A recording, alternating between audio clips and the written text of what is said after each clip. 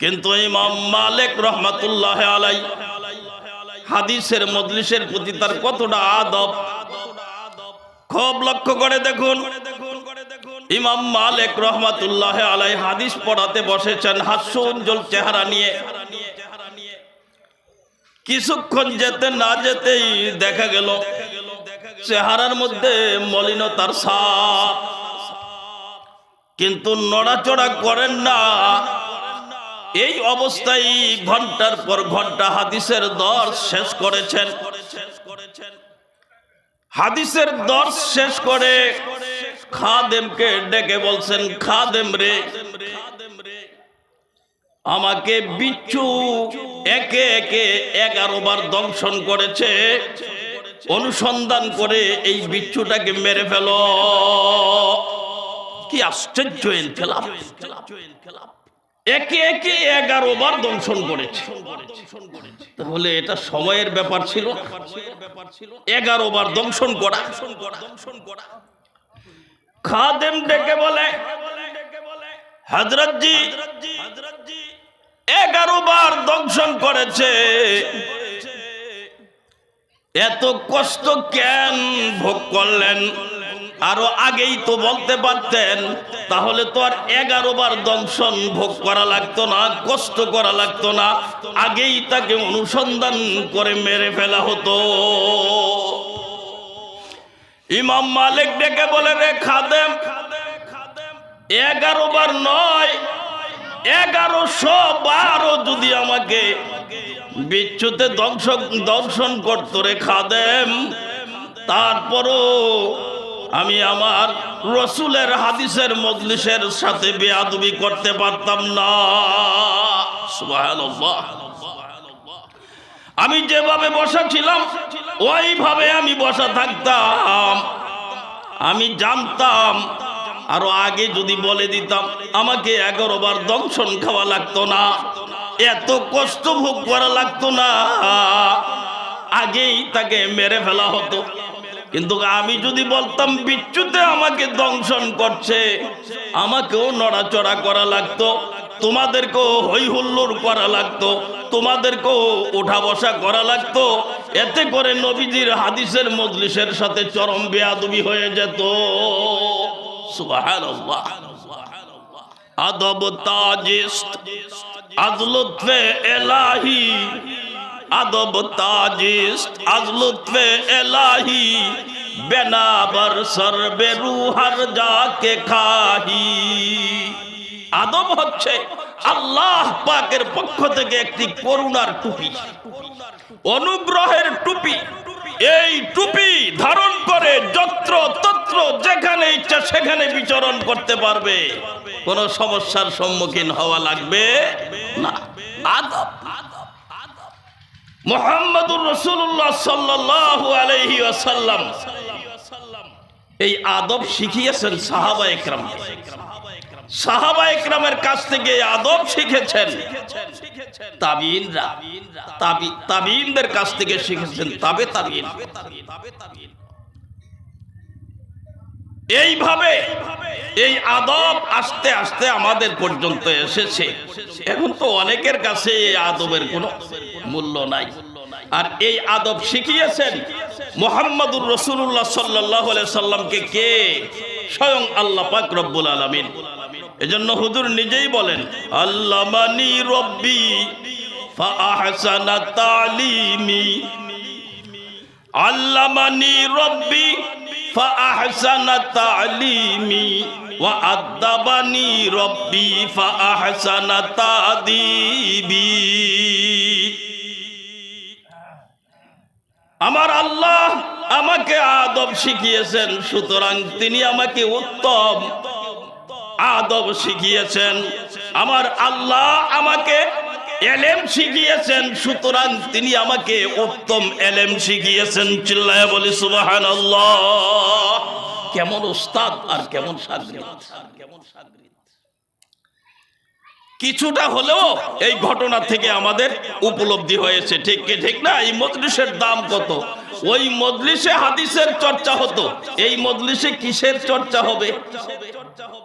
লক্ষিন্দরের, বিপলা সুন্দরীর, হ্যাঁ, বাউল গানের, কি বলেন, আব্দুল আলীর, কোরআন হাদিসের চর্চা হবে এই মজলিসে। হচ্ছে ওই মজলিসের যেই দাম ইমাম মালিক রহমাতুল্লাহ আলাইহির ওই মজলিসের যেই দাম ছিল, আজকের এই বরাবর এই সিদ্দিকিয়া ক্যাডেট মাদ্রাসা প্রাঙ্গণের এই মাহফিলের এই মজলিসের সেই দাম ঠিক কি ঠিক না বলেন? ওই মজলিসটার যেই কারণে এত দাম ছিল, একই কারণে এই মজলিসের দাম ঠিক কি ঠিক না বলেন? কষ্ট হচ্ছে আপনাদের? একটু জিকির করি, লা ইলাহা ইল্লাল্লাহ, লা ইলাহা ইল্লাল্লাহ, লা ইলাহা ইল্লাল্লাহ, লা ইলাহা ইল্লাল্লাহ, লা ইলাহা ইল্লাল্লাহ, লা ইলাহা ইল্লাল্লাহ, লা ইলাহা ইল্লাল্লাহ, লা ইলাহা ইল্লাল্লাহ, লা ইলাহা ইল্লাল্লাহ, লা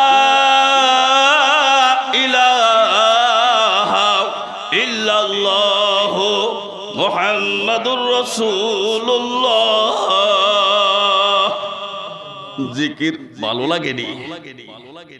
এ বাপজিরা, জিকির ভালো লাগেনি? কার জিকির? সরমনার ফিসা হুজুরের নামের জিকির নাকি? হাটহাজারের হুজুরের নামের জিকির? উজানির হুজুরের, বালিয়ার হুজুরের, নুরউদ্দিন গহরপুরী সাহেব হুজুরের কার নামের জিকির? আমার আল্লাহ পাকের পবিত্র নামের জিকির। কি মজা! अल्लाह अल्लाह कैसा प्यारा नाम है, अल्लाह अल्लाह कैसा प्यारा नाम है, आशिक का मिनवारे जाम है। अल्लाह अल्लाह नामटी वरे की दे प्रियो नाम, अल्लाह अल्लाह नामटी वरे की दे प्रियो नाम, প্রেমিক কুলের প্রেমের সুরা মধুপূর্ণ নাম। আল্লাহ আল্লাহ আল্লাহ আল্লাহ আল্লাহ আল্লাহ আল্লাহ আল্লাহ আল্লাহ। আরো জোরে।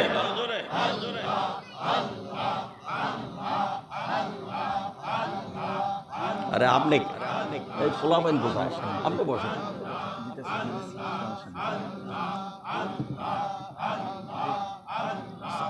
আপনি বসেন।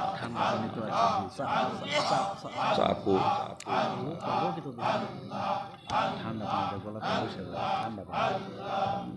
চায়ের কথা বলছিলাম তো, কত